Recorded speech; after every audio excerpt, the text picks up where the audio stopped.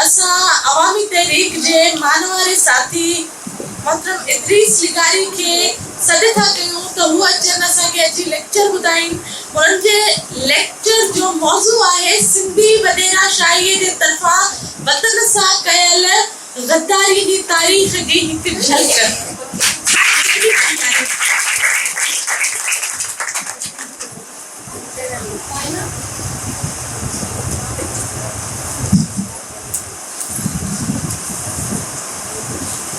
मेहरबानी अदी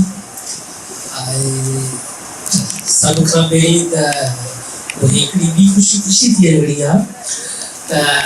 साईं इस्माइल जो जेको लेक्चर आहे उहो स्टार्ट कयो हो ऐं साईं खे अॼु अहसासु थियो हूंदो त पकड़ में सदाईं असांजा लेक्चर स्टार्ट कराईंदो।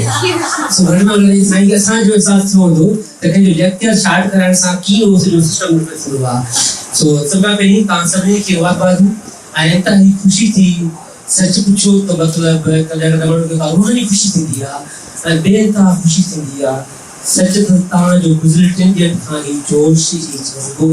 तव्हांजा लेक्चर खे फ़क़ति फोटो ठाहियो हो और में तव्हांजी जेका तवजह ध्यानु सच पुछो त असांखे या मूंखे ख़ासि तौर ते मूंखे वॾो उत्साह मिलियो आहे। माना हीअ असांजो फ्यूचर आहे, हीअ असांजो मुस्तक़बिल आहे। जेको ईअं सोचे थो, जेको ईअं सम्झे थो जेके पंहिंजे वतन ऐं मुख़्तलिफ़ मौज़ूअ सां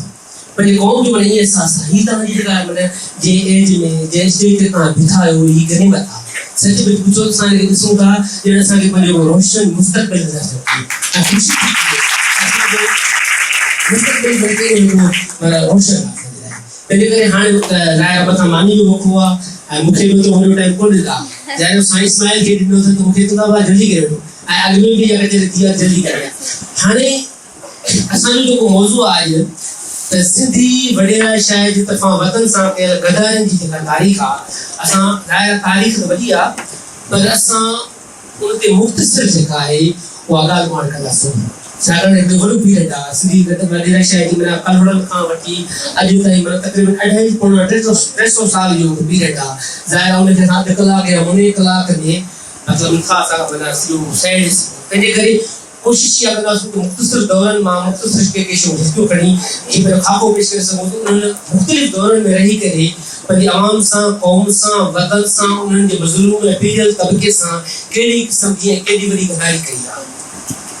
बेसिकली पूरी दुनिया में जेको हीउ तबिको आहे असां वटि जेको हीउ वॾेरा शाह जी सूरत में मौजूदु आहे इन जूं वरी मुख़्तलिफ़ दुनिया में ॿियूं सूरतूं आहिनि। यूरोप में उन्हनि जी हिकिड़ी सूरत आहे ऐं यूनान में उनकी हिकिड़ी सूरत आहे, ओभर यूरोप में उनकी ॿी सूरत आहे, अमेरिका में उनकी 3 सूरत आहे। पर इन जो नस्ल हिकिड़ो आहे, इन जो मफ़ाद हिकिड़ो आहे, इन जो शिजरो हिकिड़ो आहे, इन जो ख़ानदान हिकिड़ो आहे, इन जो कबीलो हिकिड़ो आहे। पर छा तो विरहायल आहिनि मुख़्तलिफ़ इलाइक़नि में रहनि था न सूअर सिंध जो या सूअर मदीने जो। सूअर हूंदो न फ़र्क़ु हूंदो। सूअर सिंध जो हुजे या मदीने जो हुजे सूअर आहे या फ़र्क़ु आहे। मदीने जो सूअर सुठो आहे, सिंध जो सूअर हरामी आहे। जहिड़ो जिते हूंदो अहिड़ो ई आहे। तंहिंजे करे सूअर जेके हीउ जेको आहे उहो मदीने जो हुजे या सिंध जो हुजे सूअर आहे। तंहिंजे करे इन्हनि जा जेको नस्ल हिकिड़ो आहे पर इन्हनि जा ख़िताब ॿिया आहिनि, इन्हनि जा इलाइक़ा विरहायल आहिनि। को सिंध में मौजूदु आहे, को पंजाब में मौजूदु आहे, को सरहद में मौजूदु आहे, को बलूचिस्तान में मौजूदु आहे, को आगरा में मौजूदु आहे, को दिल्ली में मौजूदु आहे, को यूनान में मौजूदु आहे, को यूरोप में मौजूदु आहे, को ओभर यूरोप में मौजूदु आहे, को अमेरिका में मौजूदु आहे, को लैटिन अमेरिका में मौजूदु आहे, को ईरान में मौजूदु आहे। पर वजूदु आहे हिन जो। हा ईअं सही आहे त वरी सूरतूं मटियूं आहिनि वॾेरा शाही खां समाजदारी साम्राजी इहे मुख़्तलिफ़ सूरतूं मटियूं आहिनि पर अञा उन्हनि जो मुकमल ख़ात्मो न थियो आहे। अञा कम्युनिज़म न आई आहे। तव्हां हिते थिया न इन जो ख़ात्मो थियणो आहे कम्युनिज़म में। अञा कम्युनिज़म जी उहा दुनिया में स्टेज न आई आहे। उहा दायरा इंसान पसंदि रहनि था उहा कुझु सालनि में या सदियुनि में उहा अचंदी आहे। उन खां पोइ उते छा थियणो आहे ख़बर न आहे पर इन्हनि जो ज़रूरु ज़वाल थियणो आहे। कम्युनिज़म जी सूरत में इन्हनि जो ज़वाल थियणो आहे, इन्हनि जो ख़तमु थियणो आहे। पर उनखे 200 साल लॻनि था, 250 साल लॻनि था, 150 साल लॻे थो या 500 साल लॻनि था। इहा आहे मुस्तक़बिल जी ॻाल्हि।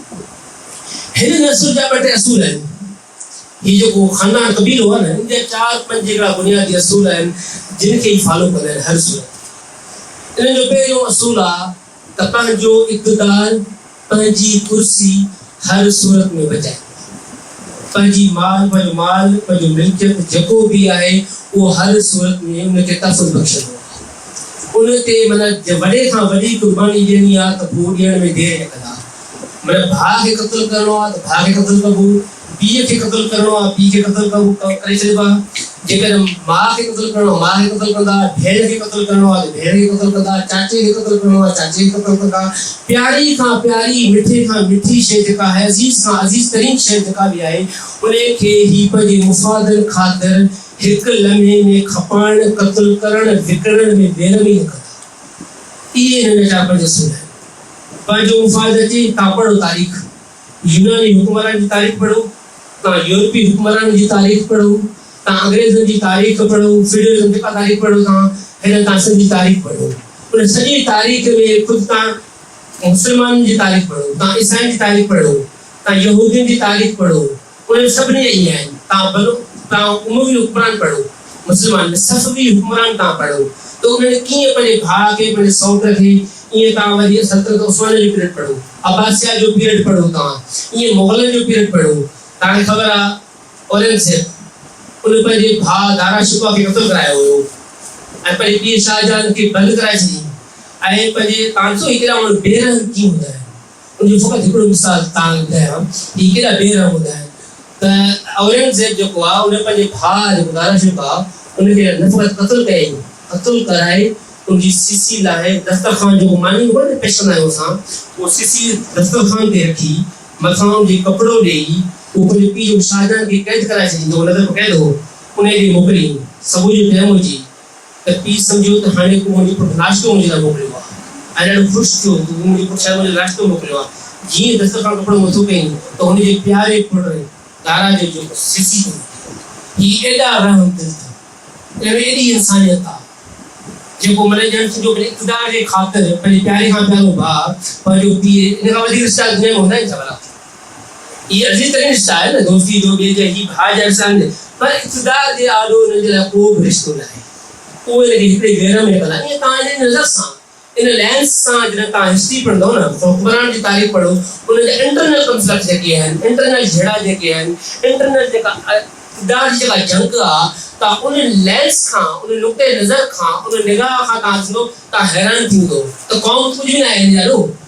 जेको जंहिंजा अज़ीज़ तरीन रिश्ता जेके आहिनि उन्हनि जो बि माना एहसासु न आहे। उनखे मराइण में देरि कोन था कनि, उनखे कैद कराइण में, उनखे क़त्ल कराइण में या उनखे ॿियनि खे मोकिले छॾण में, झंग में मोकिले छॾण में। त तव्हां ॾिसंदो त पूरी हिस्ट्री में तव्हां पढ़ो त ॾिनो त हिननि जी नफ़्सियात छा आहे, हिन जो नस्ल कीअं ऑपरेट थो करे। हाणे ही जो असां वटि इहो तबिको जेको पैदा थियो आहे इन जी तारीख़ एॾी पुराणी कोन्हे, तक़रीबन माना 250-300 साल हिन जी तारीख़ आहे। हा, इन खां अॻु में कलड़नि जो जेको वजूद जेको पियो आहे मुनज़्ज़म अंदाज़ में हिकिड़े इदारे जी सूरत में, हिकिड़े इदारे जी शिकिल में इन्हनि जो जेको बुनियादु पियो आहे उहो तव्हां तारीख़ी नज़र सां ॾिसंदव त उहो कलड़नि जे दौर में। इन खां अॻु में वो मुख़्तलिफ़ सूरतनि में रहिया आहिनि, गैर मुनज़्ज़म सूरत में को किथे रहियो आहे, पर असल में इन्हनि खे जेको वॾी फ़ौत सां उभरनि था या अक्सरियत में अचनि था उहो पीरियड जेको इन्हनि जो आहे उहो आहे कलड़नि जो पीरियड। अच्छा, कलड़नि जे पीरियड में छा कलोड़ा अॻे ज़मीन दरिया ते आबाद थी वियूं, हीउ वाह केनाल हूंदो ई कोन हुआ। इहे त हाणे निकिता अंग्रेज़नि जे दौर में केनाल निकिता, इलाइक़े में केनाल वग़ैरह हूंदा कोन हुआ, त पोइ दरिया मथां चढ़ी ईंदो, कच्चे में ज़मीनूं आबाद थी वियूं हुयूं या को हुरला वग़ैरह हलाए को सिस्टम कंदा हुआ। ज़ाहिर आहे उहो हुकुमरान त कोन ईंदा टैक्स वठणु, का उनजी मशीनरी को सिस्टम त कोन हुयो। तव्हां साबुण वरितव टैक्स अची वियो, तव्हां खंडु वरितव टैक्स मिली वियो गवर्नमेंट खे, तव्हां चांहि वरितव ऑटोमेटिक मिली वियो, तव्हां एसी लोड करायो ऑटोमेटिक टैक्स मिली वियो। हू कीअं कनि, हुननि जो ॻाल्हियूं कीअं हले, पोइ हू छा कंदा हुआ? पोइ मिसाल तौर ते ॻाल्हि कच्छ जो इलाइक़ो आहे, हिकिड़ी 1000 एकड़ ज़मीन आहे या 1500 एकड़ वञी आहे या 2500 एकड़ आहे, पोइ उते ॾिसंदा हुआ जेको हिकिड़ो माण्हू आहे उनखे चवंदा हुआ हाणे तूं हीअं कर, असां त हाणे ख़ैरपुर खां कोन ईंदासीं, असां सख खां कोन ईंदासीं, असां हैदराबाद खां कोन ईंदासीं या असां ॿियनि इलाइक़नि नुपुर ख़ास खां कोन ईंदासीं, तव्हां हीअं कयो जो इन्हनि खां टैक्स गॾु करे उहो तव्हां खणी अचो, इन्हनि खां जेको असांजो हिसो थिए तव्हां उहो हिसो गॾु खणी अचो। पोइ हीअ छा कंदा हुआ, उते माना भटोई जे टाइम ते या फसल लहण जे टाइम ते वञी बीह रहंदा हुआ, पोइ गवर्नमेंट जो टैक्स कंदा हुआ, उन हुकुमरान जो कलड़नि जो उहो जेको हिसो हूंदो उहो हिसो खणी वरी पूरी ईमानदारी सां पहुचाईंदा हुआ। हाणे इहो सिलसिलो ज़ाहिर आहे हलंदो रहियो। पोइ उन में हिकिड़ा वफ़ादार माण्हू आया, उहे ॿिनि क़त्ल बि कनि पिया, फुरे लुटे छाजो तव्हांजी मिल्कियत आहे, तव्हांखे ज़रो मिलियो खाइण लाइ, बाक़ी सभु खणियो पहुचो वञे कलड़ हुकुमरान ॾे। ज़ाहिर ससुराल को उन्हनि चयो त हाणे छो न ईअं कजे जो उहो तव्हां ई आबाद करायो, उनजी निगरानी हुकूमत तव्हां ई कयो, तव्हां हू वञो था 6 महीने वञी बटई खणी था अचो या सभु हिसो था खणी अचो। हाणे इन्हनि माण्हुनि खे इहो ससुर जेको आहे न इहो आबाद ई तव्हां करायो, इनजी आबादी निगरानी ई तव्हां कयो, सॼी शइ सार संभाले ई तव्हां कयो, कंहिंखां फुरो कंहिंखे ॾियो, मालिक माना ॼण असुल मालिक असां आहियूं पर कमदार तव्हां आहियो। ही कमदार को हूंदो आहे न, मतिलबु ही पहिरीं माना कमदारी शेप में, कमदारी शिकिल में, कमदार जी सूरत में ही माना उन्हनि खे हिकिड़ो मिलियो कमु ज़िम्मेवारी मिली त तव्हां एज़ कमदार तौरु कयो। पोइ ज़ाहिर आहे ही कमदारी ते हिनखे कुझु मालिकनि खे ॾियनि पिया, कुझु पाण पिया खाइनि ऐं इलाइक़े में सॼो असर रसूख़ थी वियो त बाबा हिन इलाइक़े जो खैरपुर आहे या सागड़ आहे या मीरपुर ख़ासि आहे या सखर आहे हैदराबाद आहे, इन जो फिलाने इलाइक़े में हिकिड़े माण्हू होल्ड आहे 500 एकड़ या 1000 एकड़ या 5000 एकड़ या 8000 एकड़ ज़मीन ते जेको सुॼण मथां मालिक मुक़ररु कयो आहे। ही वज़ारतूं रुॻियूं आहिनि। अब ही वज़ारत इन जी माण्हू जी आहे। अब फाइनेंस डिपार्टमेंट जेको आहे उहो हिन जो आहे, असां फॉरेन अफेयर्स जेके आहिनि उहे हिन माण्हू जा आहिनि। त इहा ॼण ही जेको 5000 7000 जेका हुनजी केटी जेका आहे इन केटी जो इंचार्ज या कमदार जेको ही माण्हू आहे। ख़ैर हाणे उहो मुक़ररु कयूं, हुकुमरान जे विच में झेड़ो थी पियो, कलोड़ा विया, मथां टालपुर अची विया। टालपुरनि जो बाबा अचो तव्हांखे जाइदाद भरे ॾियूं। टालपुरनि खे पुॼी वियासीं, असां कलोड़नि जी ख़िदमत कंदासूं, हाणे तव्हां लाइ हाज़िर आहियूं, असांजी ख़िदमत तव्हां लाइ। ज़ाहिर आहे हू बि हुकुमरान और उन्हनि चयो असांखे वफ़ादारी माण्हू खपनि, उनजो कंसर्न कहिड़ो आहे जेको असांजे ख़िलाफ़ मज़ामत करे, जेको असांजे ख़िलाफ़ गोड़ करे, तंहिंखे तव्हां ख़तमु करे छॾियो। जेको असां सां ठही अचे, जेको असां सां राज़ी आहे, जेको असांजी शर्तनि ते उनखे रखी ॾियो तव्हांजी। त हिननि वरी वफ़ादारी ॾेखारी पंहिंजी टालपुरनि सां, वरी टालपुरनि सां हलायो। उन खां पोइ 1843 में टालपुर विया हुया, मथां अची विया अंग्रेज़। ज़ाहिर आहे हिननि जी वफ़ादारी कंहिं माण्हू सां थोरी हुयो, हिननि जी वफ़ादारी हुई माल मिल्कियत सां, जाइदाद सां। अंग्रेज़ आया, अंग्रेज़नि जो ज़ाहिर आहे टकराव हुकुमराननि सां हुयो, हिननि सां न हुयो। हिननि पंहिंजूं ख़िदमतूं अंग्रेज़नि खे पेश कयूं। फरवरी में शायदि हिननि मुंहिंजे ख़्याल में अंग्रेज़नि टेक ओवर कयो आहे, कब्ज़ो कयूं ऐं मार्च में ऐलान जारी कयूं त बाबा जंहिंखे बि जाइदादूं वापसि वठणियूं आहिनि उहो हैदराबाद ते तव्हां शहबाज बिल्डिंग वटि हिते सभु गॾु थियनि। सभु मालिक खां रुली पेनी भाॼी भेड़ी सभु पुॼी विया ऐं एॾा हुन समय सुणनि था जो माना अंग्रेज़नि खे चवंदा माना तफ़सील करणो पवंदो, एतिरी तइदाद में थी विया सभु। माना ॾुख न हुयो, धरती वई हली आहे, होश होशी थी विया, कुझु बि न हुयो। का असांजी माण्हू हुआ आहिनि, 10,000 माण्हू हुआ आहिनि, असांजा 5,000 माण्हू हुआ आहिनि, असांजी क़ौम असांजो असांजे गैर हुकुमरान अची विया आहिनि, उहो क़ाबिज़ थी विया आहिनि, का अख़लाक़ी मयार हूंदा आहिनि, उहो दर्द उहो सूर जीअं असां कोन असां हुन खे हिकिड़ी शइ वेंदी हली आहे त उन ते ॾुख हूंदो आहे यार ही छा आहे क़ौम सां। मिसाल ही जेका PhD GST थोरी टेस्ट थी आहे नाइंसाफ़ी, त असां बचाए न हुते नाइंसाफ़ी छो थी आहे, न थियणु खपे। त हुननि खे को अहसासु न हुयो त माना असांजा हुकुमरान जेके टालपुर जेके आहिनि उहे विया हलिया, असांजी धरती जेके अंग्रेज़ क़ाबिज़ थी विया आहिनि, कुझु बि न हुयो। ॿिए ॾींहुं जीअं ऐलान थी वियो तीअं सभु जा सभु हिते पहुची। जाइदादूं खपनि, सभिनी जाइदादूं वठियूं, कंहिं ॾुख कोन कयो, धरती गुलाम थी वई, असीं गुलाम थी वियासीं, धारिया अची विया, फलाणो थी वियो, कंहिंखे टके जो विश्वास न हुयो। अंग्रेज़नि सां सलाम, अंग्रेज़नि सां थी विया थी, वरी अंग्रेज़नि सां वफ़ादार थी विया। हाणे अंग्रेज़नि सां जेके वफ़ादार थिया, ज़ाहिर आहे उन्हनि खे वरी अंग्रेज़ हर ख़िताब जे हिसाब सां ॾिनो न, हुननि को ज़मीन कोन ॾिनो, पर हुननि पंहिंजा माण्हू जे वफ़ादार करण लाइ उन्हनि खे मुख़्तलिफ़ ख़िताब ॾियणी शुरू कया, मुख़्तलिफ़ माना एज़ाज़ ॾियणु शुरू कयो। तव्हां ॿुधायो नी महाराजा, ही नवाब या ही मुख़्तलिफ़ जीअं मुस्लमाननि जे लाइ हूंदा आहिनि त हुन मुस्लमाननि खे ॾिना कहिड़ा नवाब, नवाब बहादुर, ख़ान बहादुर, ही ख़ान वग़ैरह न इदरीस ख़ान, इहो अंग्रेज़नि दौर में एज़ाज़ हूंदो हो। हाणे असांजी ले लॻी पई आहे, इदरीस ख़ान लॻो पियो आहे, तव्हां को ख़ान, ॿियो को ख़ान लॻो पियो, साईं वारनि को ख़ान हूंदो। अंग्रेज़नि जे दौर में ये ख़ान माना एज़ाज़ हूंदो हो, माना गवर्नमेंट मंज़ूर करे तव्हां ख़ान सॾायो न, तव्हांखे जुरत न आहे तव्हां ख़ान सॾायो। हे ॾाढा नाला असांजा तव्हां गौर कयो आहिनि, ही नालनि ते ही किरण नालो आहे, लीमो नालो आहे, हाँ सुमर नालो, चूमो नालो, हाँ लौंग नालो, हाँ चिभड़ नालो, नाला छो आहिनि? तव्हां गौर कयो ही नाला छो आया आहिनि? छाकाणि तव्हां सुठो नालो थी कोन सघो न। तव्हां असांजो अकबर ख़ान खे चयो बादशाह जो नालो आहे, तूं वरी अकबर थी वई छा, तूं औरंगज़ेब थी वई, चुप नालो मटा, कोई नालो छा कराणी? लौंग, कांडेरो, चिभड़, लीमो, सूमर खमीस बसर ये नाले जो सबब लॻो माण्हू नालो रखो तव्हां नालो खयो नी तव्हां साईं जो नालो खयो आहे तव्हां ॿुधां नालो वॾा माना तोखे ख़बर पवंदी मारे छा लॻे थी त माण्हू सिंध ते नालो न रखाए सघंदा चवंदा अची भेण ॾिसो तव्हां ज़ातियूं तव्हां गौर सां कयो त इहा हिन जी हुकूमत हूंदी आहे हुकमरानी बचार जो कंहिंखे को सुठो नालो को आलमगीर सराए को आलमगीर तूं मां नालो वॾा राति पेट में तो कोई जरूरत नहीं थी जो तो आलमगीर नालो रखियो तो वञी तो शाहजहां नालो रखियो आहे हाणे माशाल्लाह किरोड़े शाहजहां आहिनि हज़ारे शाहजहां आहिनि अकबर आहिनि त पुछे थो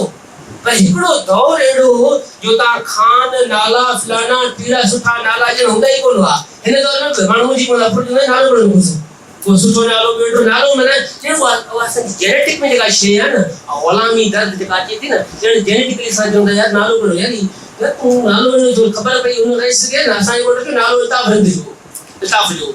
सो मज़ाक सोटो से नालो हुजे सो मज़ाक में चऊं नालो छोकिरो जो वटि आहे इताफ़ रंग खे ख़बर पई जहिड़ो थी पवंदो अचे पर ये असांजी एज ताईं बि ॼण इहे ॻाल्हियूं थींदियूं हुयूं माना रियलाइज़ेशन थींदी त नालो इहो तव्हां खणो मर्ज़ी आहे छा हाणे त रूमा सां तव्हां मर्ज़ी सां खणो न अॻे बीबियुनि जा नाला खणे केरु तव्हां कॾहिं माइनि जा नाला गौर कयो तव्हां जेके असांजे माइनि जा नाला आहिनि पुराणा तव्हां नाला वञी गौर कयो त उते जेके अंग्रेज जेके मुगलनि जूं मायूं हूंदियूं हुयूं जेके वॾेरनि जूं ॿियनि अमीर तबिके जी मायूं हूंदियूं त असांजे आम माइनि जा नाला ई हूंदा हुआ तव्हां इहो तव्हांजो असाइनमेंट आहे तव्हां वञी गौर कयो त नाला ॾिसो जी अजीब नाला हूंदा तव्हां हैरान थींदो नाला कहिड़ा आहिनि हाँ कसा अहिड़ी क़िस्म जा ये तव्हांखे असाइनमेंट आहे तव्हां वञी गौर कयो त माना न पुट जो न को धीउ जो नालो कंहिंखे रखण जी इजाज़त हूंदी को रखे थी ख़ैर ही मुस्लमाननि लाइ अलॻि हूंदा मुस्लमाननि लाइ खान बहादुर खान साहब खान अमीर उल उमरा अरबाब ये तव्हां ॿुधो अरबाब जेके आहिनि ये अरबाब एज़ाज़ हूंदा हुआ उन्हनि जो एज़ाज़ हूंदो फर्ज़ंद अर्जुमंद अंग्रेज़ जो वफ़ादार पुट ये वरी फर्ज़ंद दिलपज़ीर फर्ज़ंद ख़ास फर्ज़ंद सादात अयाम खानज़ादो महाराजा मियां मीर मिर्ज़ा सरदार शेखुल मशाइख को डेरी बोली कुछ भी नहीं शेखुल मशाइख या सुल्तान ठाकुर साहब शमसुल मा ये सब एजाज हूंदा हुआ अंग्रेज़नि तरफ़ां हिकिड़ा एजाज हूंदा वरी हिंदुनि खे ॿिया एजाज हूंदा हुआ महाराजा बहादुर राजा राय बहादुर साहब दीवान ये मुख़्तलिफ़ क़िस्म जी जेकी वॾी फ़हरिस्त आहे उन्हनि ते माना हिननि जा नाला माना एजाज हूंदा हुआ उन्हनि जे हथ खां का शइ ॿाहिरि न हूंदी नालो हू जेको ॾियनि एजाज जेको हू ॾियनि ऐं अंग्रेज़ सां जेको हिन सां कंदा हुआ ऐं वॾेरा जेके जा हूंदा हुआ उन्हनि सां जेको माना डॉक्टर मुबारक अली ॿियनि तमामु घणनि माण्हुनि लिखियो आहे त जेके अंग्रेज़नि जूं कलमूं हूंदियूं हुन में Indians and dogs are not allowed Hindustani ऐं कुतनि खे अंदरि अचण जी इजाज़त कोन्हे छाकाणि अंग्रेज़ वॾी ॻाल्हि आहे न त हिननि खे एतिरी इजाज़त न हूंदी जो उन कलबनि में वञनि अची ऐं कॾहिं कॾहिं को हिननि खे मानी जी दावत ॾींदा हुआ त प्रोटोकॉल हूंदो त मानी जी तारीफ़ न कजो मतिलबु राणी जे साम्हूं तव्हां मानी तारीफ़ कयो मतिलबु राणी वाणी बि सही आहे ऐं खाधे जी तारीफ़ न आहे खाधे जी तारीफ़ कयो मतिलबु तव्हां गुस्ताखी कयो राणी जी शान में मतिलबु के बोटी तारीफ़ कयो न मानी वाह ठाहियल आहे ज़ाहिर अंडरस्टूड आहे माना बोची के ठाही हूंदी माना हिकिड़े वॾे माण्हू जो तव्हां बोची तारीफ़ करे छॾी खसीस माण्हू जी तव्हां तारीफ़ करे छॾी आहे तोहीन आहे हुन राणीअ जी हुन हुकुमरान जी तोहीन आहे अची ही ॾिसो था केतिरी मोहबत आहे ग़रीब तो कंहिंसां पोइ त कंहिंसां केतिरी आहे मतिलबु हिकिड़ो माण्हू सुठी भाई ठाहे थो सुठी मानी ठाहे थो सुठा काम ठाहे थो तव्हांखे ताक़त न आहे जो हुनजी तारीफ़ कयो इहा शान में गुस्ताखी ऐं हुन क्लास जी तारीफ़ आहे बोटी तारीफ़ आहे हिन खां उहा बर्दाश्त थी तव्हां लेंस सां एटीट्यूड सां जो आहे न किताब डॉक्टर मुबारक अली जी विझो हिकिड़ा प्रोटोकॉल ॾिना हुआ राशिदी ऐं ॿियनि लिखियो आहे त इहे जेके तबका हूंदा आहिनि जेको मिलाइबो हो न अंग्रेज़नि सां कमिश्नर जे ऑफिस में तव्हांखे दरबार हूंदी आहे दरबार हींअर हूंदो दरबार बदी में हूंदो दरबार हाल आहे मटियाई में हूंदो दरबार हाल आहे छाकाणि दरबार हाल में कुर्सियूं मिलंदियूं हुयूं हिकिड़ी कुर्सी नंबर 1 कुर्सी नंबर 2 कुर्सी नंबर 3 कुर्सी नंबर 4 कुर्सी नंबर 6 कुर्सी नंबर 7 कुर्सी नंबर 9 कुर्सी नंबर असांजे अंग्रेज़नि में कुर्सी दरबार में कुर्सी हूंदी कुर्सी असांजे ख़ानदान जी माना असांजो ख़ानदान एॾो गदार हो पर असांजो ख़ानदान एॾो वॾी क़ौम पंहिंजे अवाम जो दुश्मन हो माना फ़ख़्र सां ॻाल्हि कंदा आहिनि असांजी कुर्सी हूंदी दरबार में हे दरबार हाल जेके उन में ही वेंदा पुछंदे कमिश्नर साहब वेंदो हुयो पर इन जो मुलाकात थियो वो मुलाकात में छा कंदा इन्हनि खां पहिरीं जुटी लॻाईंदा हुआ तकरीबन माना 15-20 फुट ॿाहिरां खां जुटी लॻाईंदा टुवाल इन्हनि खे ॾींदा हुआ वो जी अंदर ईंदो सलाम साईं सलाम माना कंदे टेवड़ी माना सभा जरे घटि ज़मीन ते माना थी वञे थी वो सलाम कंदो 10 फुट पोइ ईंदो हुयो जी कुर्सी न हूंदी वेहण जे लाइ वेहर हूंदी कमिश्नर जे आॾो माने अंग्रेज में न हुकुमरान वो कहते क्या उन्हें जो फ़कत हिकिड़ो नुमाइंदो ये अॼु ये बैठा पार्लियामेंट में एमपी में सब इन्हनि जो नसुल अथव ही उहा जनरल इन्हनि जो नसुल आहे अॼु वेठो आहे इन्हनि हाल में उहा नसुल आहे त हिननि खे इन हिसाब सां 10 फुट ॿिहारींदा हुआ ॻाल्हि कहिड़ी आहे 2 मिंट खां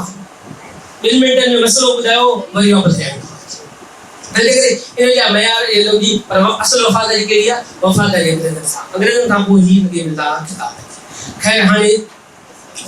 वरी जदोजहद शुरू थी जी हाणे असां जी ॻाल्हि मुख़्तसर करे हाणे असां कुझु था जेको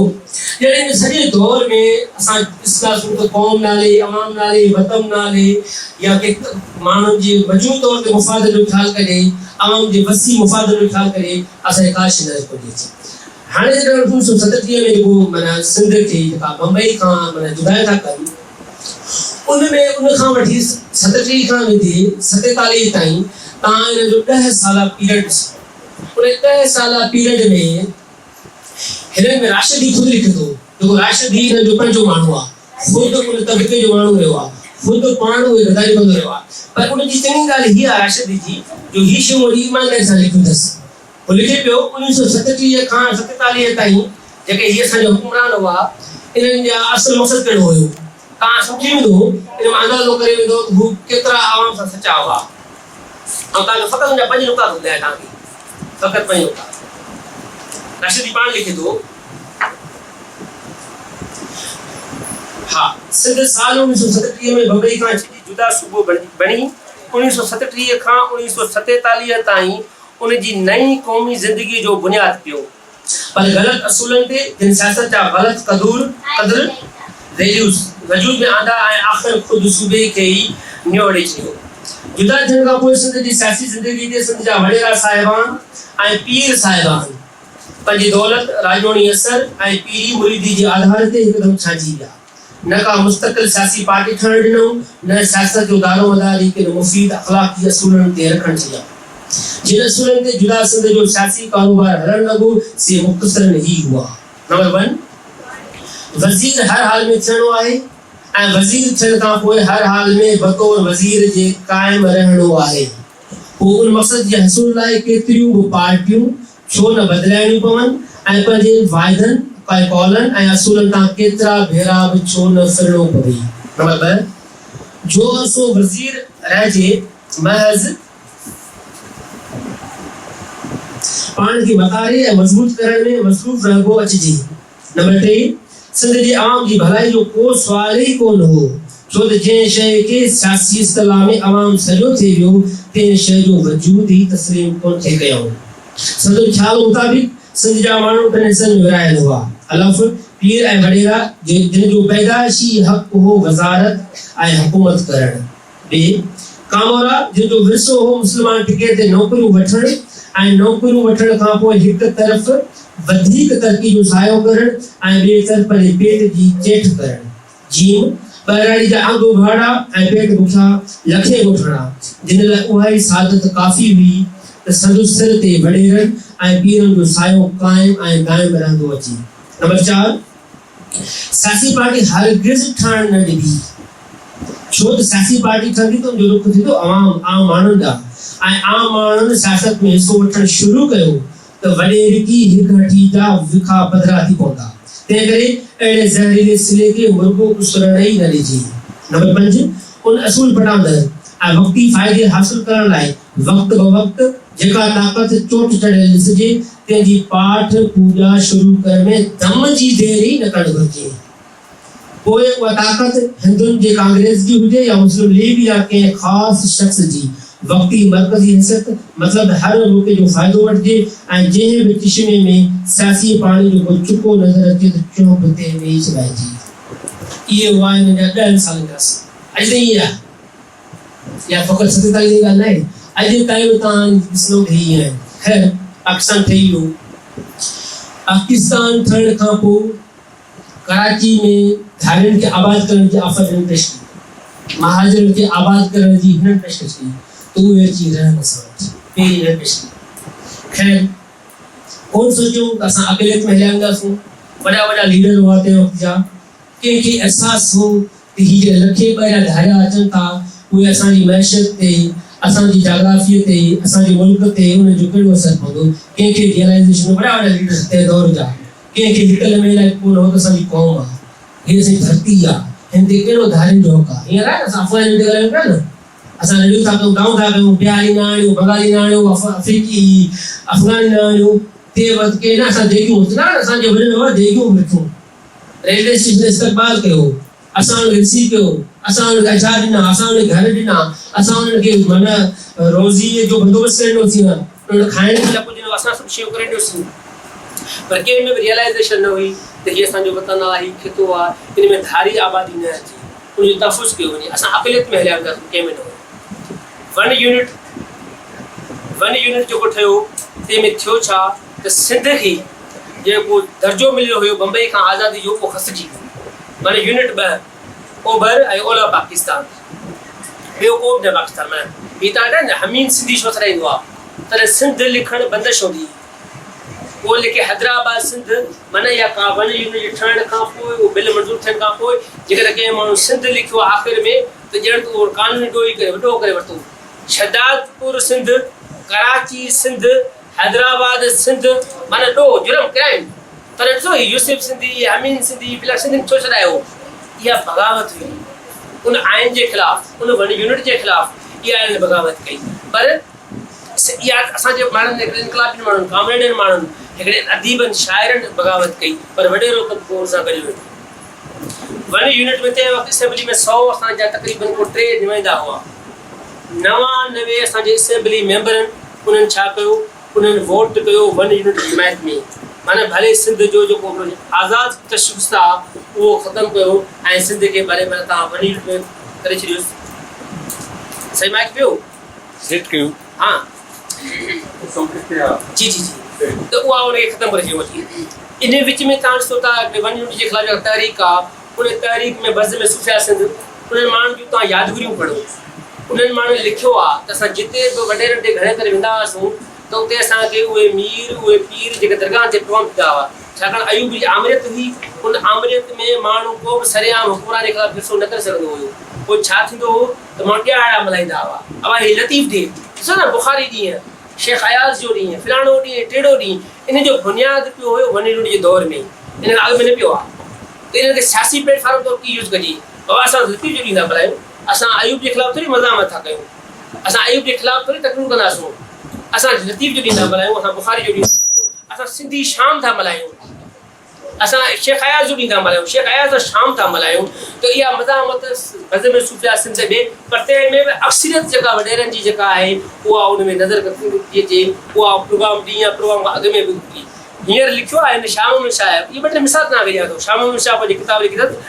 ॻाल्हियूं अड़ांगे पंध जूं, हुन में लिखे थो MRD तहरीक दौरान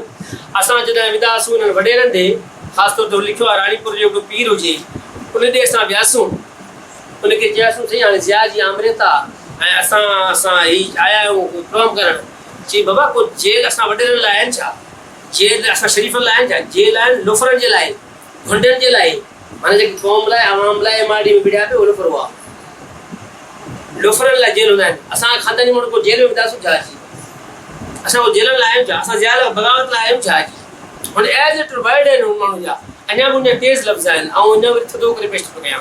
त इहा हिन जो माइंड सेट हो, मतिलबु माना अयूब सां बीहणो आहे, सिकंदर आज़म सां उन सां गॾु बीहणो आहे, यहया ख़ान अची वियो, यहया ख़ान सां भुट्टो साहब, अच्छा भुट्टो साहब सां गॾु बीह रहिया, मुशरफ सां गॾु बीह रहिया, अची बेनज़ीर साहिब सां गॾु बीठा, नवाज़ शरीफ़ सां गॾु बीठा, अॼु इमरान ख़ान सां गॾु बीठा आहिनि, सुभाणे खां ॿी ताक़त अचे वरी हुन सां गॾु बीठा हुआ। त वरी भुट्टो साहब सभु वॾे सां गॾु बीठा हुआ, सभु या सभु।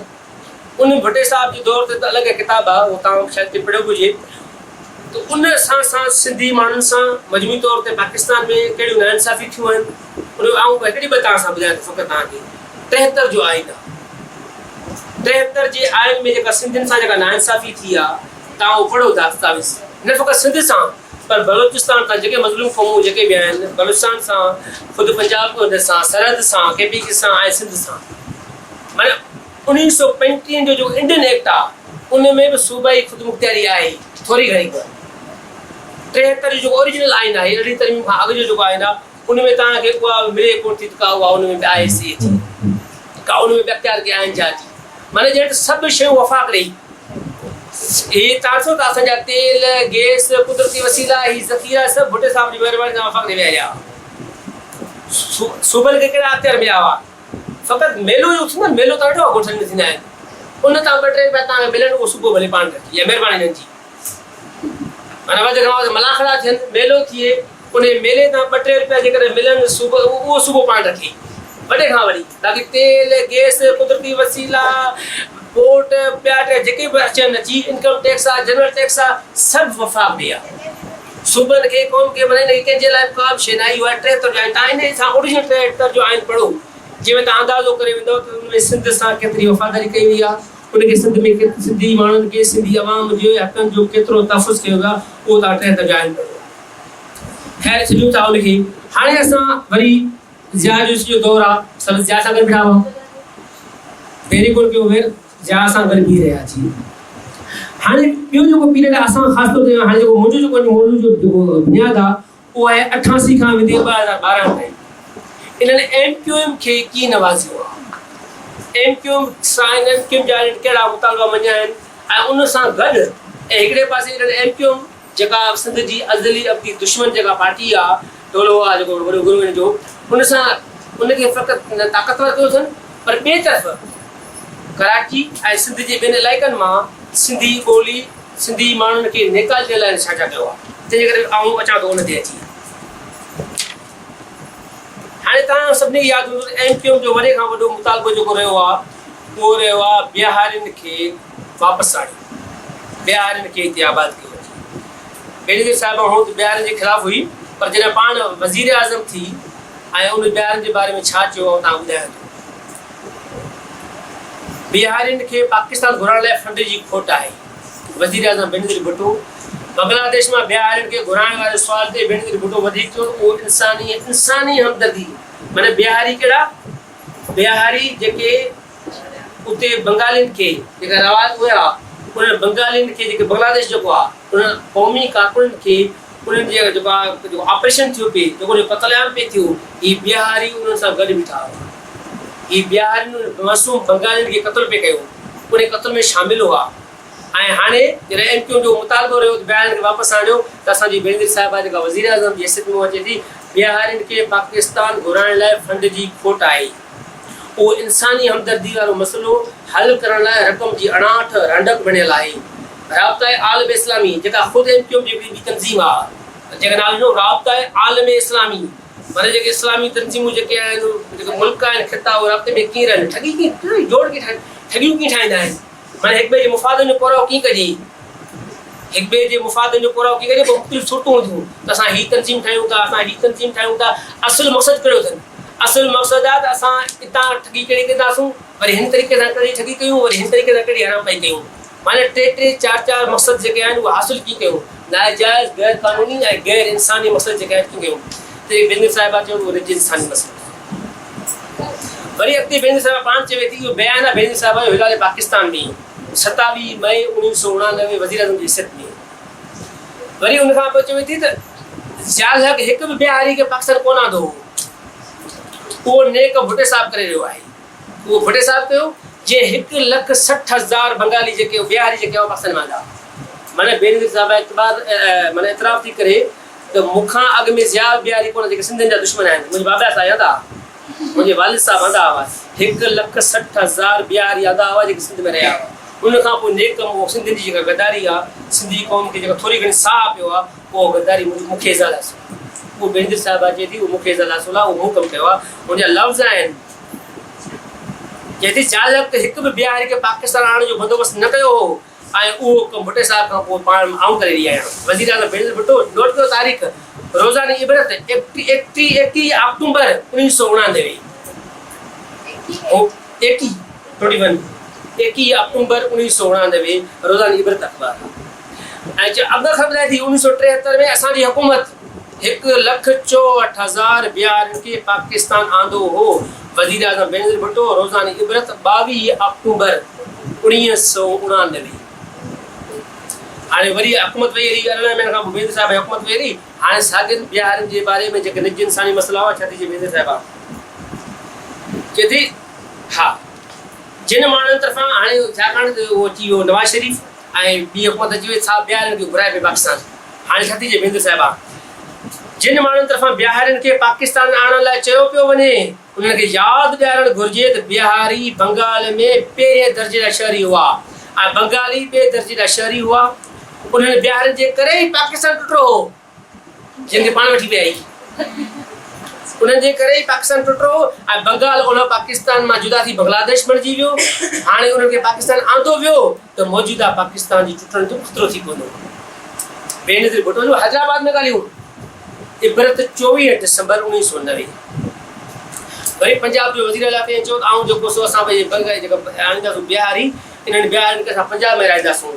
वरी बेनज़ीर साहिब छा थी चए वाइन पंजाब जो वॾो वज़ीर जेतिरो बि चवे त असां बिहारियुनि खे पंजाब में रहाईंदासीं पर ईअं कोन थींदो। अॻु पोइ सिंध भॼींदा।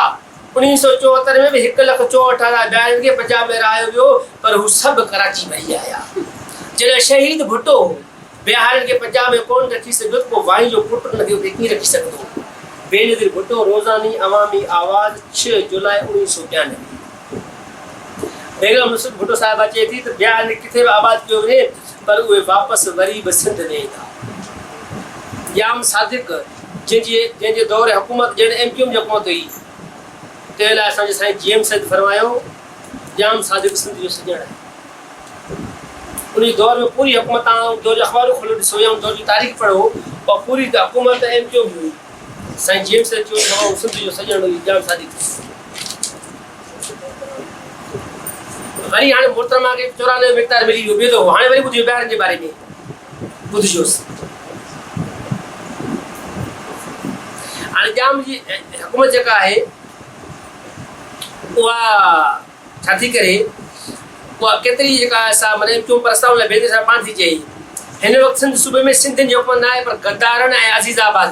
MQM वारे जी हुकूमत आहे। बेनज़ीर भुट्टो जो 6 में जलसे के ख़िताब रोज़ाने हिलाल पाकिस्तान 4 नवंबर 1991। MQM जेके पाण इक़्तिदार में शामिल कई याद आहे 88 में इक़्तिदार में शामिल कई वजह थी चए उहो सिंध जा गद्दार जेके साल अॻु में पाण हुकूमत में शामिल कयो वेठी के APC की तो उन में सभिनी पार्टियुनि चयो त MQM सां केरु ठा न करे ऐं उनमें तव्हां यादि आहे त MQM सां जो वॾो वाइदो थियो जीअं मली साहिबु लिखियो जेके 52 नुक़्ता जेके हुआ हाणे छा कयूं था जीअं साईं ॿुधायो पियो मथे वरी ॿिया दोस्त मतिलबु मानी बि आहे। ऐं उन दौरान जेका 88 खां वठी तव्हां मुंहिंजो किताबु आहे उहो पढ़िजी वियो सिंध खे कराची मां सिंध खे कराची मां बेदख़ल करण जूं साज़िशूं अमल ऐं फ़ैसिला ऐं अमल उहो तव्हां किताब में सॼा डिटेल ॾिना आहिनि तफ़सील ॾिना आहिनि त उहे सिंधियुनि में माना जेका उतां सिंधी ॿोली सिंधी माण्हू उतां नौकरियुनि मां कीअं निकिता आहिनि सिंधी माण्हुनि खे उते बैंकनि मां कीअं कढियो वियो आहे सिंधी माण्हुनि खे उतां पुलिस मां कीअं कढियो वियो आहे सिंधी स्कूल कीअं बंदि कयो विया आहिनि ऐं ख़ुदि हुन सां गॾु जेके सिंधी वसंदियूं जेके आहिनि जेके सिंधी ॻोठ जेके आहिनि उहे सिंधी ॻोठ उहे जेके से कीअं मतिलबु माना उनखे माना करे उनखे तबाह करे ख़तमु करे उनखे नेका ॾिनी वई उहे वापसि को तहफ़ुज़ न हुयो हुनखे हीअ सभु जेके तव्हां पढ़ो उहे किताब में तफ़सील ॾिना आहिनि रोज़ अख़बार में माना 2-3 अख़बारनि में रिपोर्टूं जेके थियूं आहिनि जेका हादसा वाक़िया उहे मुकलम बंदि कया आहिनि त कहिड़ी तरीक़े सां सिंधी ॿोली सिंधी माण्हू सिंधी ॻोठ ऐं उन सां गॾु वरी MQM जे दहशतगर्दनि खे पैसा किरोड़े अरबे रुपया उनखे हथियार उहे कीअं ॾिना आहिनि हिन वरी नौकरियूं कीअं ॾिनियूं आहिनि हिकिड़े पासे 5000 सिंधी कढो ॿिए 10,000 MQM जा घोड़ा भर्ती कयो ईअं न उर्दू स्पीकर भर्ती कयो 10,000 MQM जा फरमाइश माना उनजा हथियार बंदि उनजा गुंडा उनजा धाड़ेल उनजा दहशतगर्द जेके आहिनि उन्हनि खे भर्ती कयो उहे बि थिया आहिनि ऐं उन्हनि जे पाण तरफ़ कया आहिनि त असां उन्हनि खे कीअं कीअं भर्ती कयो आहे हीअ तव्हां ज़रूरु किताब में पढ़िजो। इहे तव्हां वरी जाम सादगी दौर आहे जाम सादगी MQM मर्फ़त सां आयो उन सां हलियो ऐं उन खे कीअं नवाज़ियो आहे। ईअं वरी मुज़फ़र शाह जो पीरियड आहे तव्हां सॼे पीरियड में ॾिसो मुज़फ़र शाह जे पीरियड में त हू MQM खे कीअं थो नवाज़े ईअं वरी असां वटि लियाकत अली जतोई जो पीरियड आहे जेको आहे दौर उन में अचनि शर्तूं हाणे छा थो चए कि पहिरीं गुलाम मुस्तफ़ा जतोई वज़ीर आला निगरान अचनि शर्ती चयो त असां एमक्यूएम जा मसइला हल कंदासीं। माना सिंध में सिंधी माण्हुनि जो सिंधी अवाम जा के मसइला कोन हुआ, हिन लाइ फ़क़ति ऐं फ़क़ति मसइलो एमक्यूएम हुई, फ़क़ति मामला एमक्यूएम जा हुआ।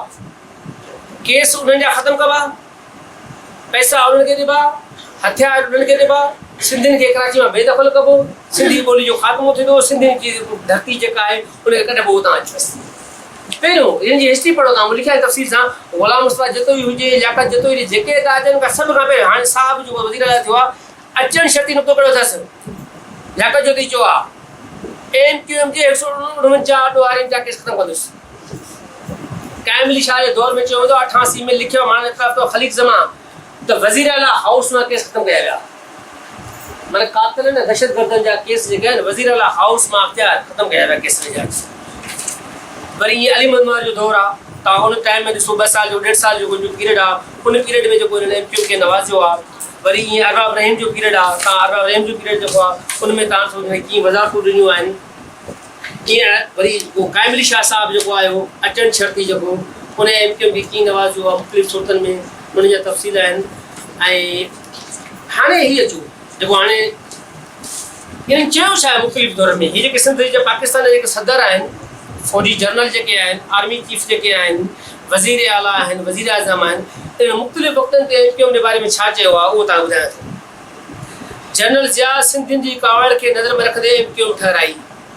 अॻोणो army chief retired general Aslam Beg रोज़ानी कावश 5 सेप्टेम्बर 2009 वली साहिबु चयो आहे दुनिया जी ॿियनि समूरनि दहशतगर्द टोलनि वांगुरु एमक्यूएम दहशतगर्द टोले जंहिंखे पाकिस्तान जी इक़्तिदारी माफ़िया ख़ासि करे जवाल हक़ ऐं असलम बेग तयारु करे हथियार बमवार रही फोरू ऐं ज़ालिम सिंधी वॾेरा शाही जे हथां अॻे ई मोहल अॻो सिंधी क़ौम जे गर्दन मथां सुवार कयो। हीअ अमरीकी सफ़ारतकार आहे जंहिंजी मुलाक़ात ॿी कंहिं सां आहे एमक्यूएम सां मुलाक़ात आहे। जेकर हाणे एमक्यूएम खे हुकूमत में शामिल कोन पिया कनि उनजी फ़िक्र कंहिंखे आहे अमेरिका खे फ़िक्र आहे, अमेरिका जे काउंसलेट जनरल खे फ़िक्र आहे। छा थो चवे जेकॾहिं हुकूमत एमक्यूएम सां सचाल न कयो उहो हुकूमत जे मुफ़ादनि में न हूंदो। अमरीकी सफ़ारतकार रिचर्ड सी फॉस 12 अप्रैल 1994 रोज़ानी कावश माने ही एमक्यूएम लाइ अमेरिकी परेशान हुआ तो उनखे मिली न गई। हीअ आहे डीजी रेंजर्स 1987 में जॾहिं आउं GOC general officer commanding Hyderabad हुअसि उन वक़्तु हैदराबाद में एमक्यूएम जो जलसो थियो ऐं उन में झंडे पाकिस्तान झंडे खे साड़ींदे चयो वियो त पाकिस्तान तस्लीम करणु सभ खां वॾी ग़लती हुई जंहिंते मूं उन वक़्तु कार्रवाई करण जो हुकुम ॾिनो पर जवाब मिलियो त सदर ज़िया जो हुकुम आहे त हिननि माना एमक्यूएम में हथ न विधो वञे। हीउ केरु थो चवे DG Rangers major general Safdar Ali Khan रोज़ानी कावश 23 दिसंबर 2009 घणी पाण चवनि था त एमक्यूएम खे कीअं इजाज़त कीअं एस्टेब्लिशमेंट कीअं जनरल तयारु कयो आहे अञा कयो बेनज़ीर साहिबा जेका एमक्यूएम खे छा छा आयो आहे छा एमक्यूएम वॾियूं क़ुर्बान ॾिनियूं आहिनि। बेनज़ीर भुट्टो जी सां मुलाक़ात खां पोइ ॻाल्हि रोज़ाने हिराए पाकिस्तान 22 नवंबर 1988 वरी बेनज़ीर साहिब जो किताब आहे मुतहदा कराची खे पाकिस्तान खां अलॻि करणु चाहे थी मुतहदा क़ौमी मूवमेंट जनाब पुर ठाहिण वारनि सरगर्मियुनि में रुधल आहे उन अमल लाइ खेनि सदर मुशर्रफ मुफ़त हिमायत हासिल आहे। माना एमक्यूएम सिंध खे अलॻि करणु चाहे थी कराची खे अलॻि करणु चाहे थी सूबो ठाहिणु चाहे थी ऐं वॾे हदी वॾी क़ुर्बान ॾिनियूं आहिनि। इहो बेनज़ीर साहिब जो किताबु आहे अमेरिका में कॾहिं किताबु आहे इहो किताबु आहे अवामी आवाज़ 19 जनवरी 2006 वरी ॿुधिजो जॾहिं तव्हां ख़बर 12 मई यादि आहे तव्हांखे जेको एमक्यूएम क़त्लेआम कयो कराची में हाणे 12 मई जो क़त्लेआम थियो हुयो ऐं उन खां पोइ लंडन में जेका एपीसी थी तंहिंमें 36 जेके पार्टियूं शरीक थियूं हुयूं उन्हनि 36 पार्टियुनि बाज़ाब्ता तौर ते ऐलान कयो कि ईंदड़ दौर में का बि सियासी पार्टी जॾहिं इक़्तिदार में ईंदी उहा एमक्यूएम खे इक़्तिदार में शामिल न कंदी न फ़क़ति शामिल न कंदी पर उहा एमक्यूएम सां को बि इत्तेहाद न कंदी। 12 मई तव्हांखे यादि आहे जेका एपीसी थी जून में उहा मुंहिंजे ख़्याल में 9 जून हुई या 8 जून हुई जेका एपीसी थी लंडन में नवाज़ शरीफ़ घुराई हुई। उन खां पोइ 15 जून ते बेनज़ीर साहिब जो बयानु आहे गौर कयो हाणे 36 पार्टियुनि पाकिस्तान जी गदी चयो आहे एमक्यूएम सां का बि ठाह न थींदो ऐं एमक्यूएम खे का जेका पार्टी हुकूमत में शामिल न कंदी। इहो थियो आहे जून में फ़ैसिलो 36 पार्टियुनि मुल्क जी सभिनी पार्टियुनि फ़ैसिलो कयो आहे मज़हबी पार्टी सभिनी गॾिजी कयो अवामी तहरीक शरीफ़ हुई उन खां पोइ बेनज़ीर साहिब 3 ॾींहंनि खां पोइ छा थी वई 3 ॾींहंनि खां पोइ MQM के अवाम वोट ॾिनो साड़नि गॾु हुकूमत ठाहे सघूं था बेनज़ीर भुट्टो रोज़ानी कावश 15 जुलाई 2007 तॾहिं सरकारी चयो न असांखे बेनज़ीर साहिब जो MQM में शामिल कयो असां हुन जो जेको असां रूह खे ख़ुशि करण लाइ असां इहो कमु कयो त बेनज़ीर साहिब रुहानी ख़ुशी थी त मूंखां पोइ मुंहिंजा जेके आहिनि उहे गद्दारी में ईअं कंदा माना गद्दारी में को फ़र्क़ु न आयो आहे ऐं वही एरिया ख़ैर को बि न आहे कोई नसुल भलो आहे मुंहिंजो उहो मूंखां वधीक गद्दार आहे मूंखां वधीक ज़बरदस्त गद्दारी थो करे मूं में अञा थोरी घणी खोट हूंदी हिन में टके जी खोट न आहे हिन में का कमी पेशी कोन अची इहो आहे फारूक लॻारी साहिब छा थो चए सदर पाकिस्तान इल्ताफ़ ग्रुप कराची में सियासी दहशतगर्दी करे रहियो आहे हुकूमत के केतिरा ई सबूत ठाहिया आहिनि हीउ सदर जो उहिदे में आहे सदर फारूक अहमद लिगारी 26 मई 1995 रोज़ानी कावश हाणे वरी ये आर्मी चीफ असलम बेग साहब मां पंहिंजे दौरान पर भेरा हुकूमत के उन्हनि टार्चर सेलनि MQM जे टार्चर सेलनि जे हलाईंदड़नि ख़िलाफ़ कार्रवाई करण लाइ चयो पर सियासी सबब करे कुझु बि न कयो वियो केरु थो चवे साबिक़ chief of army staff general Aslam Beg रोज़ानी अवामी आवाज़ 24 जून 1999 कंहिंखे कन में कोन थो ॿुधाए कंहिंखे कचहरी में कोन थो ॿुधाए मीडिया खे थो ॿुधाए ईअं न मूंसां ॻाल्हि करे छॾी राज़ जी ॻाल्हि आहे या ॿिए कंहिंसां राज़ जी ॻाल्हि आहे हीअ मीडिया में अची प्रेस में चवनि था प्रेस में एतिराफ़ था कनि माना करोड़े माण्हुनि जे साम्हूं तारीख़ी रिकॉर्ड ते एतिराफ़ कनि था त असां ई ठारायो आहे हुनखे असां ई हुनजे पोयां वेठा आहियूं अचो अॻियां अञा फ़क़ीर माण्हू आया MQM वारा क़त्ल करण ऐं नाइल ज़रूरत अचण लाइ धमकाए रहिया आहिनि अब्दुल सत्तार ईदी माना सभु फ़नकार कराची में जेके आहिनि सभु अदाकार आहिनि अदाकाराऊं आहिनि समाज सुधारक आहिनि सियासी वर्कर आहिनि उहे सभु 90 MQM जी हाज़िरी भरनि न भरींदा उन क़त्ल कयो लंडन हली वियो हिनखे क़त्ल करण जी धमकी न हुजी लंडन वियो हुयो वरी इहे असांजा ॿिया जोधा आहिनि साईं निसार खोड़ो साहिबु आहे मोहतरम माण्हू आहे MQM वारनि खे शर्म अचणु घुरिजे उहे क़ाइदे जे नाले ते ओ ऐं हू था कनि वरी हिकु ॿुधिजो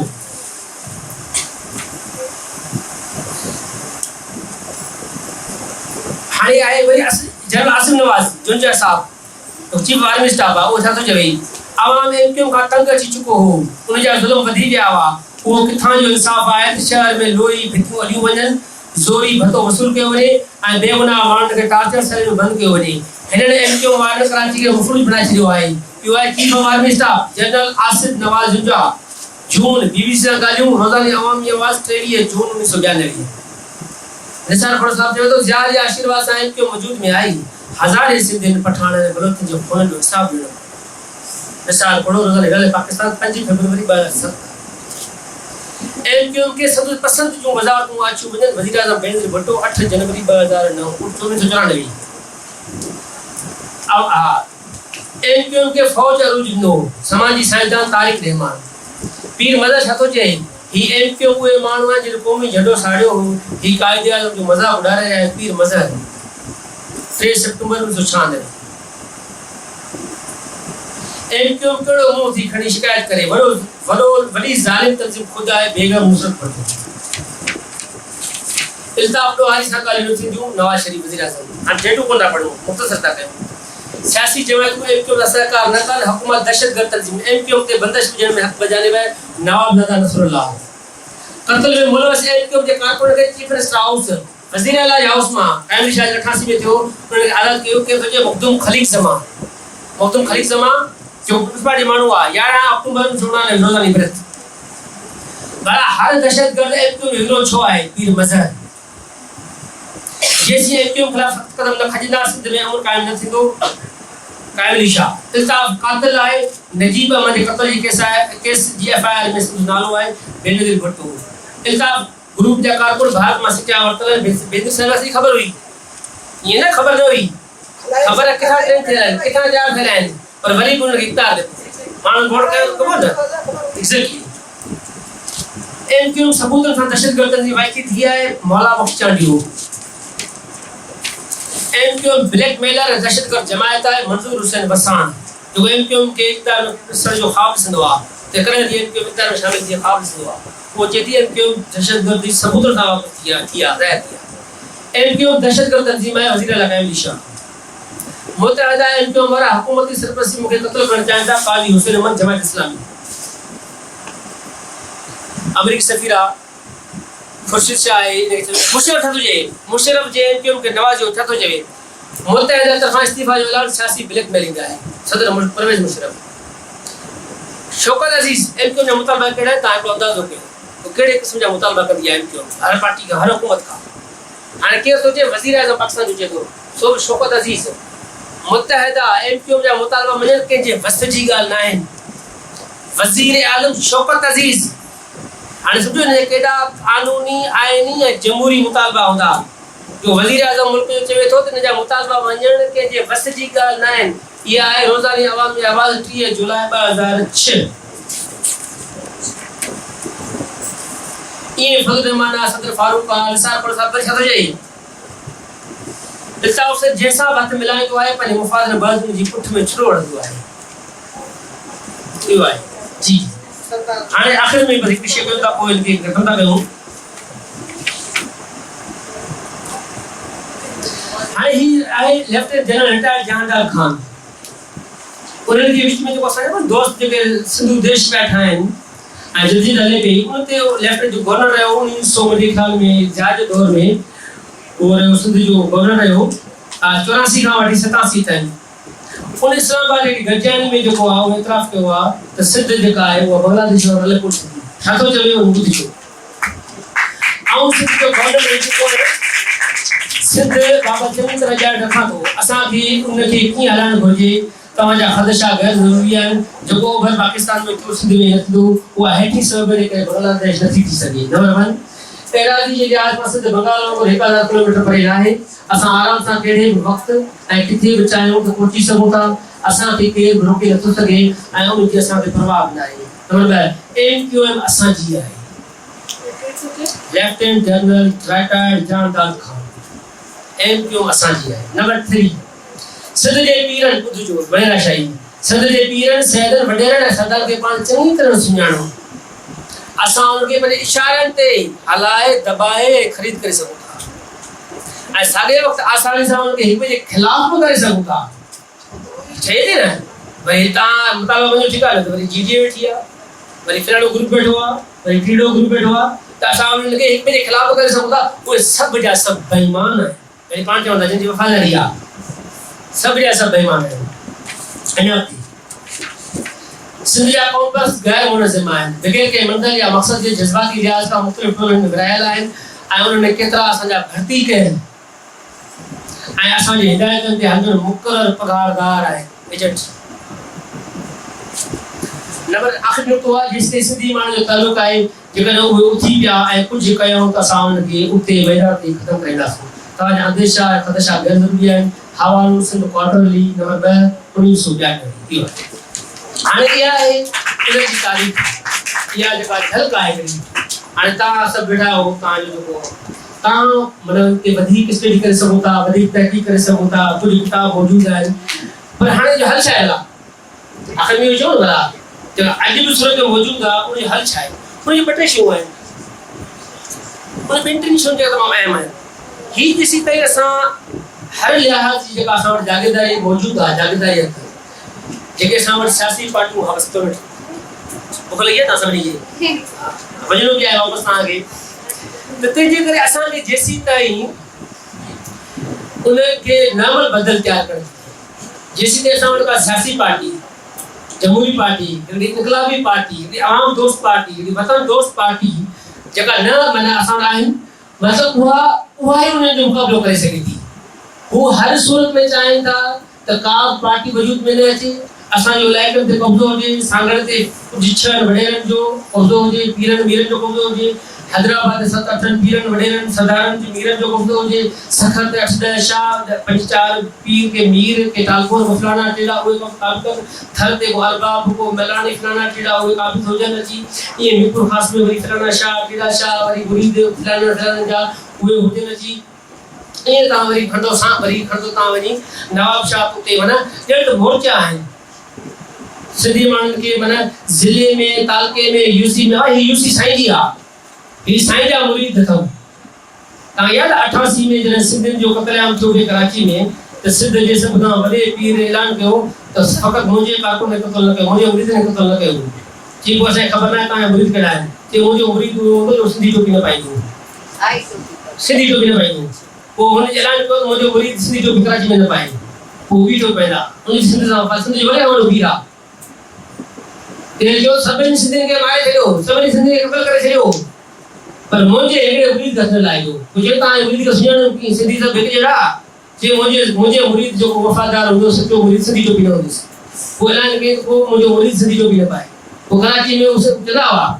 बाबा तो सिंध कराची में हलणो आहे, सिंधी टोपी न पा। पोइ टोपी कहिड़ी पा? असां वारी पा, पीर साहिब वारी पा। पोइ पीर साहिब जी टोपी पाईंदा, उन सिंधी टोपी न पाईंदा। हिननि सिंधी अवाम सां वफ़ादारी ॾिसो न, तंहिं करे हीअ इलाइक़नि ते क़ाबिल आहिनि। त असां जेके माण्हू जेके आहियूं, असां हिननि जो जेको बडेरा शाही जो नेटवर्क जेको आहे न, जेको ॻोठ ते मौजूदु आहे, जेको यूसी ते मौजूदु आहे, जेको तालके ते मौजूदु आहे, जेको तालके जो जी जागीर जेको आहे या यूसी जी जागीर आहे या 70 आदमी जी जागीर आहे, असांखे उहो टोड़णो पवंदो, असांखे उन लाइ कमु करणो पवंदो। ऐं उहा आहे अवामी ताक़त। असां पंहिंजे पाण खे मुनज़िम कयूं, पंहिंजी पार्टी खे मुनज़िम कयूं, इन सभ सां ई मुक़ाबिलो करे सघूं था। जेका जंहिं में हुनजी मौत आहे, जंहिं में सम्झंदा त हुनजी मौत उन में ई आहे, तंहिं करे उनखे वधि खां वधीक पवंदोसि। ऐं ॿी हिकिड़ी वॾी शइ आहे, ॿी जेके तव्हां वेठा आहियो न, जेका असांजी नियाणियूं जेके वेठियूं आहियो, इन्हनि जी गुलामी ऐं चवंदा या मर्दनि जी जेका जेसी सिंध में मर्द गुलाम आहे तंहिंजी ख़त्म थी वई। सिंधी मर्दनि जी गुलामी ख़त्म थी वई, माए जी न। हम चवंदा बसि सिंधी गुलाम आहे, मर्द गुलाम आहे।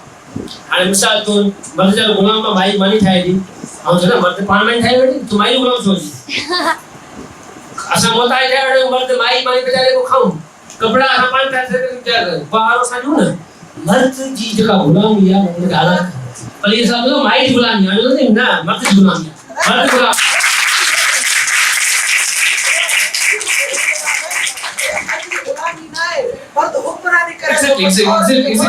एग्ज़ैक्टली। त असांजी जेके भेनरूं जेके आहिनि, तव्हां जेको सम्झो अधु आबादी जेका आहे न, माना ॼण इन्हनि खे गुलामी पकड़जी। पर हिसाब थींदो न त हिकिड़ी गुलाम माउ जेका आहे उहो कहिड़ो गुलाम कहिड़ो बणे थो, आज़ादु फ़र्द आज़ादु पुटु ॾिनी थी। गुलाम माउ जा पुट गुलाम हूंदा, गुलाम पीउ जा पुट गुलाम हूंदा। तंहिंजे करे असां उहो उनखे करणु खपे। ॾाढी भली ॻाल्हि कई। असां छो असां पंहिंजे पुट खे पढ़ायूं था, पंहिंजे भाउ खे पढ़ायूं था, सौट खे पढ़ायूं था, छो न भला पोइ असां पंहिंजी धीउ खे पढ़ायूं, पंहिंजी भेण खे पढ़ायूं? उन हिन छो आहे? ॾाढी तेरी जावेद अख्तर भली ॻाल्हि कई। आख़िरी ॻाल्हि ख़तमु कयूं था। जावेद अख्तर चयो त मूंखे पंहिंजी माउ लाइ वॾो इतराम आहे। मुंहिंजी माउ जहिड़ी शइ कान थींदी, मुंहिंजी माउ जहिड़ी तूं भाॼी कोन थी ठाहे सघीं, मुंहिंजी माउ जहिड़ी तूं थी कोन सघीं। छा भला मुंहिंजी जेका औलाद जी जेका माउ आहे उहा माउ न आहे छा? उनजो इतराम न आहे छा? फ़क़ति मुंहिंजी माउ इतराम जे लाइक़ु आहे, पर मुंहिंजी औलाद जी माउ इतराम जे लाइक़ु न आहे छा? भला उहा माउ न आहे छा? तंहिंजे करे असांजी जेकी तव्हांजी जेका पार्टिसिपेशन आहे, तव्हां सियासी मुआशी ऐं समाजी सतह ते तव्हांखे माना पढ़ी तालीम हासिल करे पंहिंजो क़ौम पंहिंजे वतन जो पंहिंजो फ़र्ज़ु सम्झी उन फ़र्ज़ सां गॾु पंहिंजे कैरियर जो फ़र्ज़ु रखी तव्हांखे अॻिते वधिणो आहे। तव्हां इन लाइ वॾो चैलेंज आहियो। हीअ ॾिसो कोन था विच में बंदिश पेटी विच पंहिंजूं मायूं खणी आया, तलाक ॾियारे मायूं वठी आया PhD कयूं थी। हीअ किथे तव्हां लाइ असां स्पेस न कंदा? बेनज़ीर साहिबान जी लीडर आहे, पंहिंजी नियाणी खे ॿाहिरि कोन कंदा। बेनज़ीर साहिबान जी अॻुवान आहे, पंहिंजी धीउ खे अॻिते न कंदा अची। तंहिं करे छा सम्झंदा असांखे ख़तरो हिन मां आहे। तंहिं करे तव्हां पंहिंजी सलाहियतनि सां, पंहिंजे इल्म सां, पंहिंजे शौर सां, पंहिंजे सर्द सां, टैलेंट सां तव्हां अॻिते अचो, रिप्लेस कयो। स्पेस तव्हांजो आहे, मुस्तक़बिल तव्हांजो, फ्यूचर तव्हांजो आहे।